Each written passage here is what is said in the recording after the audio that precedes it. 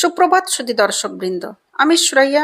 আজ আমি নিয়ে এসেছি সাকুলেন্ট ও ক্যাকটাস গ্রুপের কিছু ইনডোর প্ল্যান্টস, যেগুলি খুব কম পরিচর্যায় বাড়ির যে কোনো আলো সমৃদ্ধ জায়গায় সাজিয়ে রাখতে পারবেন।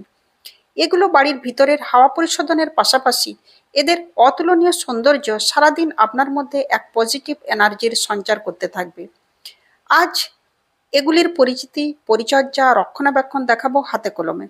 তার সঙ্গে রয়েছে ফরাসি লেখক জন জিওনোর ছোট গল্প the man who planted trees, একটা অতুলনীয় ভ্রমণ কাহিনী, যাতে রয়েছে একটি ধূসর বিরান অঞ্চলের সবুজায়নের মাধ্যমে পুনর্নির্মাণের জন্য একাকী একটি মানুষের ঘটিয়ে চলা নীরব বিপ্লবের কাহিনী।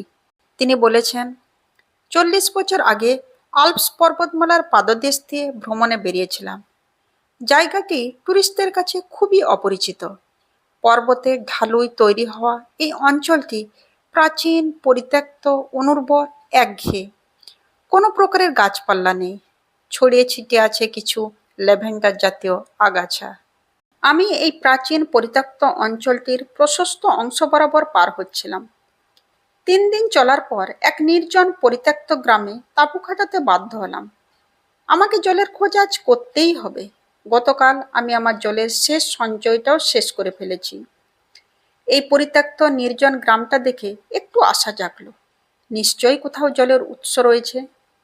খুঁজে দেখতে পেলাম আছে, তবে শুকনো একটা কুয়ো, তাতে এক ফোঁটাও জল নেই।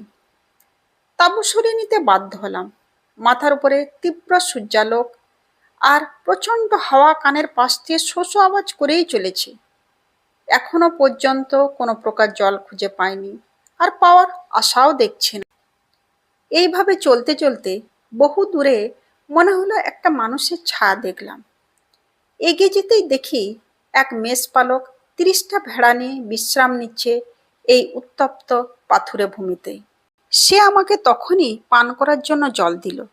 কিছুক্ষণ পরে সে আমাকে তার কুটিরে নিয়ে গেল, তার খাবারের অংশীদার করলো, আবার সেই রাতটা তার সঙ্গে কাটানোর অনুমতিও দিল। সব থেকে কাছাকাছি গ্রামে পৌঁছাতে এখনো 1.5 দিনের দূরত্ব। সেখানে পাহাড়ের পাশে কিছু গ্রাম ছড়িয়ে ছিটিয়ে রয়েছে, যেখানে কাঠুরিয়ারা বাস করে। তারা গাছ কাটে আর কাঠকয়লা বানায়।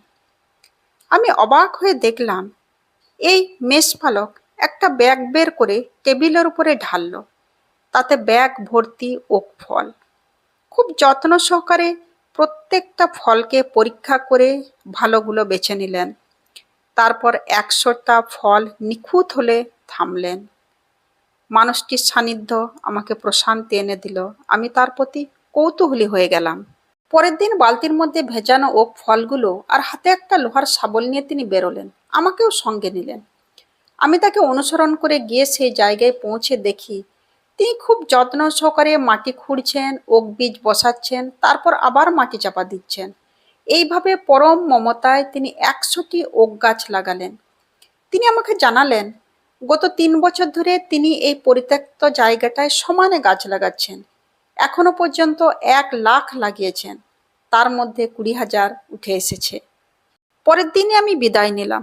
পরের বছর প্রথম বিশ্বযুদ্ধ শুরু হলো।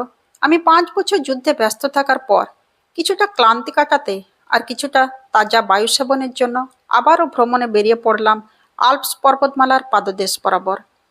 আমি ভাবতে থাকলাম সেই মেষপালকের কথা, তার লাগানো গাছগুলির কথা। যখন তার সঙ্গে সাক্ষাৎ হলো, আমি দেখলাম যুদ্ধ তার কাজে কোনো ব্যাঘাত ঘটায়নি। 1910 সালে অঙ্কুরিত ওক গাছগুলি এখন আমাদেরকে ছাড়িয়ে বহু উঁচুতে। মনোমুগ্ধকর এক প্রতিচ্ছবি। আমি বাকরুদ্ধ হয়ে সারাদিন নিশ্চুপে ওই বনভূমি বরাবর হেঁটে বেড়ালাম। আমি ভাবতে থাকলাম, এত বড় একটা বনভূমি তৈরি হয়েছে একাকী একটা মানুষের শুধু 2টি হাত দিয়ে, কোনো আধুনিক যন্ত্রপাতির সাহায্য ছাড়াই। মনে হলো শুধু ধ্বংসাত্মক রূপেই নয়, মানুষ ও ঈশ্বরের সমতুল্য সৃষ্টিশীল হয়ে ওঠে তার নিজস্ব জায়গায়। ইনডোর আউটডোর যে কোনো গাছ ও তাদের পরিচর্যা সম্পর্কিত যে কোনো প্রশ্ন থাকলে করবেন, আমি যথাযথ উত্তর দেওয়ার চেষ্টা করব। যদি প্রয়োজনে মনে করেন আমাদের চ্যানেল সবুজে ঘেরা বনলতা সাবস্ক্রাইব করে নেবেন। ভিডিওটি ভালো লাগলে লাইক কমেন্ট করবেন। একটি গাছ অনেক প্রাণ।